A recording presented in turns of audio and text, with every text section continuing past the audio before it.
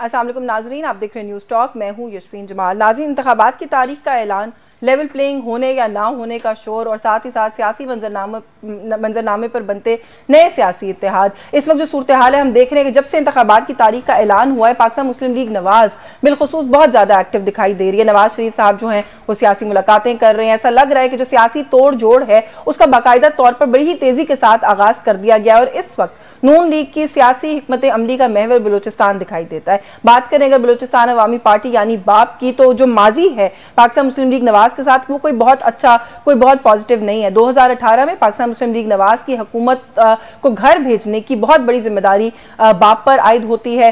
उस वक्त के जो बलूचिस्तान के चीफ मिनिस्टर थे सनाउल्लाह ज़हरी, जो कि नून लीग से बलूचिस्तान के वज़ीर आला थे, उनके खिलाफ तहरीक अदम एतमाद लाने का इंदिया बाप की तरफ से दिया गया, जिसकी वजह से ज़हरी साहब को अपने ओहदे से मुस्ताफ़ी होना पड़ा और नून लीग की हुकूमत टूट गई। फिर मार्च 2021 की बात करें, सेनेट में जो सूरत हाल थी हम सबके सामने है। वहां पर यूसुफ रजा गिलानी साहब को लीडर ऑफ द ऑपोजिशन मुंतखब कराने के लिए बाप ने गिलानी साहब के हक में वोट दिया और जिस पर मरियम नवाज शरीफ साहब ने बहुत तनकीद का निशाना पहले तो पाकिस्तान पीपल्स पार्टी को बनाया, जिस पर उन्होंने ये कहा कि उन्होंने अपना leader of the opposition select करवाया है, इलेक्ट नहीं करवाया। और साथ ही साथ ये भी कहा कि बाप का जो किरदार है उससे तो सभी वाकिफ है, बाप अपने बाप के इशारे के बगैर कुछ नहीं करता। और फिर बाप के अरकान, यानी कि कुछ थोड़ा सा फसाद होता आपने बाप के अरकान से, और सब जानते हैं कि बाप अपने बाप के कहने में किसी को के बगैर किसी को वोट नहीं करता।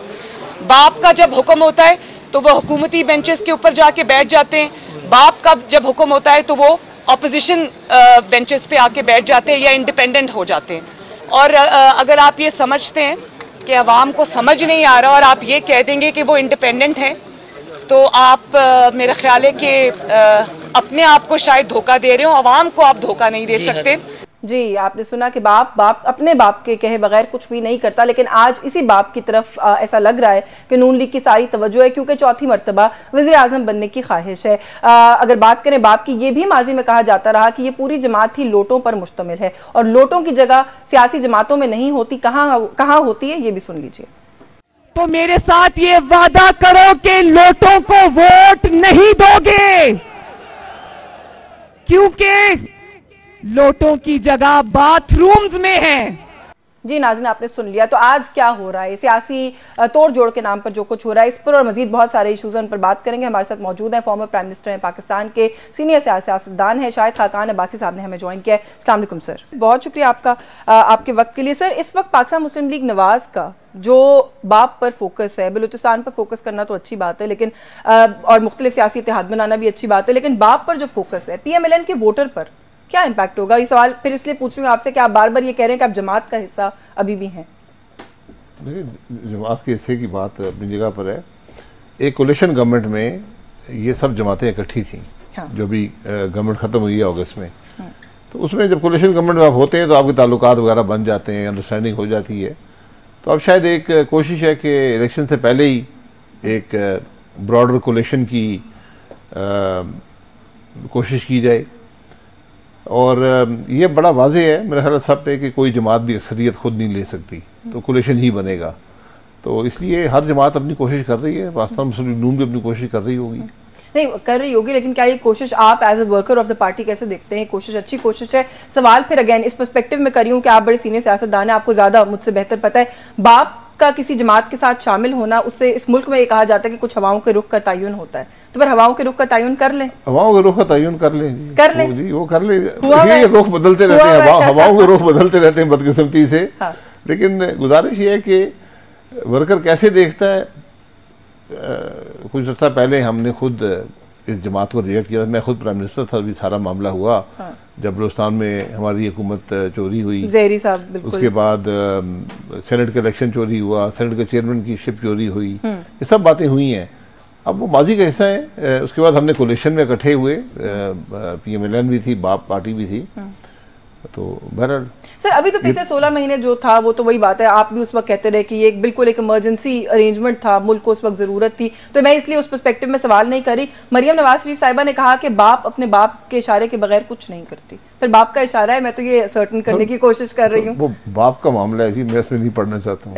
नहीं, आप बहुत मेरे प्रोग्राम में वैसे आप बड़े मोहतात होते हैं, मैंने ये नोट किया है। बाप जो आपस में करे, मैं उसमें क्या कह सकता हूँ। अब ये कहा जा रहा है कि वोट को इज्जत दो के बयानिए से नून लीग और नवाज शरीफ यू टर्न ले चुके हैं। अब ये भी इस अमल के बाद ये भी कहा जा रहा है कि लोटे जो है वो पार्टीज में नहीं होने चाहिए। इस बयानिए का भी यू टर्न हो गया नून लीग का।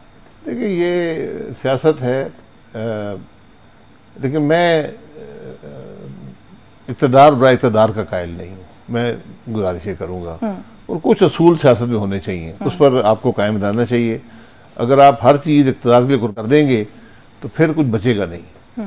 इसलिए बहरहाल ये जमात के लीडरशिप का फैसला है, मैं उसके बारे में कुछ राय नहीं देना चाहता, लेकिन मेरा ख्याल है कि आपको कुछ असूलों पर खड़ा होना चाहिए। आपकी जमात अपने जो कुछ बुनियादी असूल सेट किए थे पिछले एक शॉर्ट रन की अगर मैं बात कर लूँ, उससे हट गई है, क्योंकि पीपल्स पार्टी उस खुर्शीद शाह साहब हमारे प्रोग्राम में थे, उन्होंने कहा हम तनकीद ना करते नवाज शरीफ साहब पर, लेकिन वोट को इज्जत दो का जो नैरेटिव था वो ऐसा नैरेटिव था जो हम सबको सूट करता था, नवाज शरीफ उससे हट गए हैं। नहीं, ये तो आप ही जज कर सकते हैं कि हट गए नहीं हट गए, लेकिन मेरा ख्याल है खुर्शीद शाह साहब के लिए कहना मुनासिब नहीं है, क्योंकि ये नैरेटिव उनका नहीं था, ये नैरेटिव पीएमएलएन का अप्रिशिएट कर रहे थे वो। तो वो कहते कि अच्छा नैरेटिव था, हट गए नवाज शरीफ उससे। सर, माजी में लोगों को लाडला अपने इंटरेस्ट की वजह से भी किया जाता रहा, कुछ कॉमन इंटरेस्ट की वजह से भी किया जाता रहा। लाडला बनने का कोई वो है, कोई बेस लाइन है जो आपको समझ आती है कैसे बनते हैं, क्यों, किस बुनियाद पर आप नवाज शरीफ लाडले हो गए? ये सब मसलतें होती हैं, ये सब जो एक स्ट्रेटजीज बनती हैं, इन सब ने मुल्क को नुकसान ही दिया है। लाडला वो होता है जो अवाम का लाडला हो, इसके अलावा कोई लाडला होना नहीं चाहिए। आज तक इस मुल्क में जो अवाम का लाडला रहा है असल वाला, वो कभी उसको इक़्तिदार मिला है? मेरी जिंदगी में नहीं आया ऐसे, नहीं आया। मैं 1970 से इलेक्शन देख रहा हूँ, तो 1970 में लाडला था उसको हमने बनने नहीं दिया, जो अवाम का लाडला था, जो 150 सीटें ले गया था, तो फिर मुल्क वहां पर 2 लाख तो हो गया। उसके बाद से भी जो इलेक्शन आए हैं उनके हशर आप देख लें। मैं बुनियादी मेयार मेरी नज़र में ये है कि क्या इन मामलों से जो हमने कुछ किए हैं, कभी ये हुकूमत बनाई, कभी वो बनाई, कभी हाइब्रिड बनाई, क्या मुल्क का फ़ायदा हुआ है मजमूई तौर पर? अगर फ़ायदा हुआ तो फिर आज जहाँ पर हम खड़े हैं यहाँ पर कैसे पहुँचे? तो इसलिए ये ज़रा इस सबसे पहले मुल्क को अगर आप सामने रखें तो आपको हाल नज़र आ जाएंगे। मैं हमेशा कहता हूँ मुल्क को सामने रखें, हाल नज़र आएगा आपको। सर, वो डेट ट्रैप्स है ना जिनका हमें हर वक्त सामने रहता है मीशत के अंदर, उसी तरह का एक विशेष सर्कल, एक ट्रैप लगता है ये वाला भी, जो अभी जिसकी तरफ आप इशारा कर रहे हैं, टूटता हुआ नजर आ रहा है आपको? एनी टाइम सून ऐसा ही रहेगा? ये ट्रैप आपस में जुड़े हुए हैं। इसीलिए मैं कहता हूँ कि आज एक डायलॉग की ज़रूरत है। वो तमाम इदारे, वो तमाम फोर्सेस जो मुल्क के मामलात पर असरअंदाज होते हैं, अगर ये इकट्ठे नहीं बैठेंगे मुल्क नहीं चलेगा। ये बड़ा वाज़ेह है। अगर आपको दीवार पर लिखा हुआ नज़र नहीं आता है तो फिर मैं कुछ नहीं कर सकता, लेकिन 76 साल का तजर्बा ये है कि इस तरह मुल्क नहीं चलते। अच्छा, आपने पहले भी कहा कि किसी एक जमात के बस की बात भी नहीं है इस मुल्क के मसाइल का हल करना, और ये भी आपने कहा कि मुज़ाकरात के डायलॉग आज तो सारों के बस की बात नहीं रही, सारों के बस की बात नहीं रही। अच्छा, यही अली मोहम्मद खान साहब पीटीआई के एक ही सीनियर रहनुमा, 2 रह गए बाहर हैं जो इस वक्त, वो भी यही कह रहे हैं। फारूक सत्तार साहब ने भी यही कहा, नवाज शरीफ साहब भी कहते हैं डायलॉग की जरूरत है। पीपल्स पार्टी तो हमेशा ही कहती है हम तो मफाहिमत के लिए जो है वो राजी खड़े हैं, तो फिर रुकावट क्या है? क्यों नहीं हो रहा किसी किस्म का कोई ग्रैंड डायलॉग मुल्क में? सबकी यही राय है। बैरियर क्या है? राय उसने नीयत में शायद कमी हो। किसमें? नीयत में शायद कमी हो। किसकी नीयत में कमी? सबकी नीयत में। हाँ। अगर आपने कुछ करना है, आप समझते हैं मुल्क के मुफाद में है और ये वाहिद रास्ता है, मैं तो कहता हूँ मुझे कोई रास्ता दिखाए मैं उसको चलने को तैयार हूँ, लेकिन आप इस तरह जिस तरह माजी में हुकूमतें बनती तो टूटती रही हैं, इस तरह नहीं चल सकते। ये बड़ी वाज़ेह सी बात है। ये तजर्बे, ये एक्सपेरिमेंट हमने बहुत कर लिए हैं। तो आज मिलकर बैठें, आगे के रास्ते का तयन करें और फिर उस पर चलें। लंबा सफ़र है। अच्छा, नवाज शरीफ साहब जो है उन्होंने अपेरेंटली जो मैनिफेस्टो बनाने की कमेटी है उसको टास्क दिया है कि ये जो मेरे पे लेबल लग रहा है लाडले का, इस लेबल को ख़त्म किया जाए किसी तरीके से। कोई स्ट्रैटेजी आपके जहन में आती है कैसे? ये लेबल कौन लगा रहा है? क्या कोई कुछ ऐसे एक्शंस नहीं है जिनकी वजह से ये खुद लगता चला जा रहा है और ख़त्म हो सकता है? नहीं, मुझे किसी ऐसी बात का इल्म नहीं है, लेकिन जो लेबल होते हैं वो मैनिफेस्टो बनाने से ख़त्म नहीं होते, वो आपके अमल से होते हैं। तो मुस्लिम लीग नून इक़्तिदार में रही है 16 महीने, और उनके पास वक्त था कि अपना उनका अमल ऐसा होता कि उन पर जो भी लेबल लगा है वो ख़त्म हो जाता। वो बदकिस्मती से नहीं हो सका। तो अब मुस्तकबिल में जो भी इक़्तिदार मिले या अपोजिशन में हो, वहाँ पर उनका अमल ऐसा हो जिससे ये लेबल्स जो हैं मुख्तलिफ़ किस्म के ये ख़त्म हो सकें। हर जमात के लिए ज़रूरी है, और जब मिलकर बैठेंगे लेबल खुद ख़त्म हो जाएंगे।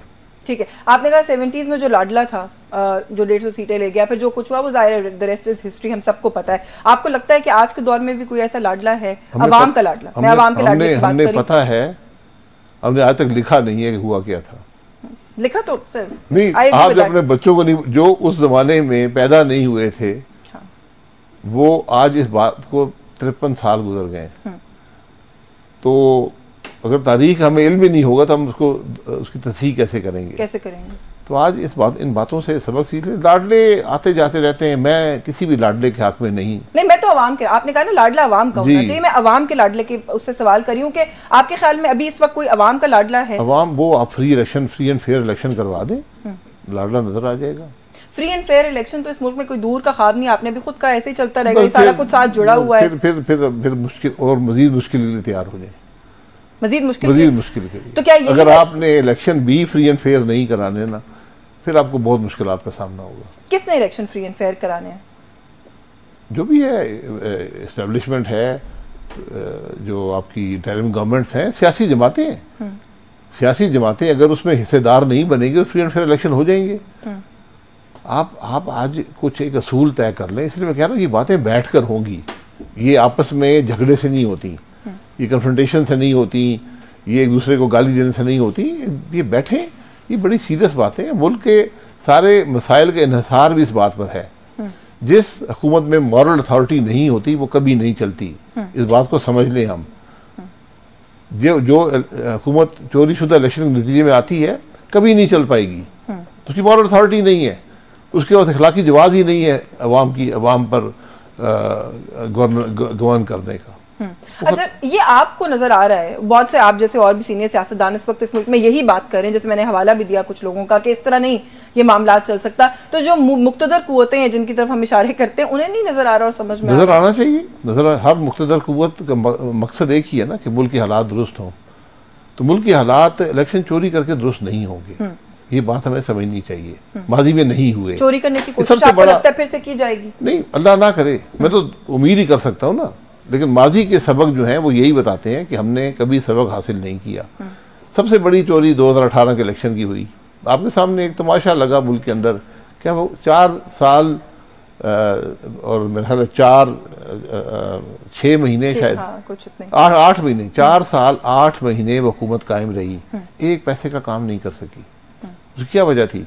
क्योंकि अखलाकी जवाज़ नहीं था, वो अवाम की नुमाइंदा हुकूमत नहीं थी, उसको मसनूई तौर बनाया गया, लाया गया, नाकाम हो गई।